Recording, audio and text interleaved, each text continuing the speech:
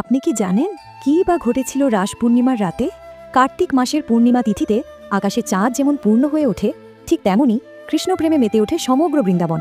শ্রীকৃষ্ণ গোপিনীদের প্রতিজ্ঞা দিয়েছিলেন, পূর্ণিমার রাতে আমি তোমাদের সঙ্গে রাসলীলা করব। শ্রীকৃষ্ণের মধুর বাঁশির সুরে মুগ্ধ হয়ে সংসারের বন্ধন ছিঁড়ে গোপিনীরা ছুটে এলেন নিধিবনে। তারা এসেছিলেন কৃষ্ণপ্রেম উপভোগ করার জন্য। তাদের এই অটল ভক্তি দেখে কৃষ্ণ শুরু করলেন সেই মহামায়াময় রাসলীলা।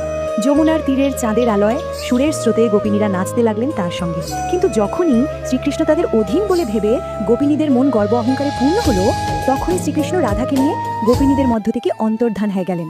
সেই মুহূর্তে তারা বুঝলেন, ভগবানকে নিজের সম্পত্তি ভাবা নয়, তাকে পাওয়া যায় কেবল নিষ্কাম ভক্তি ও আত্মসমর্পণের মাধ্যমে।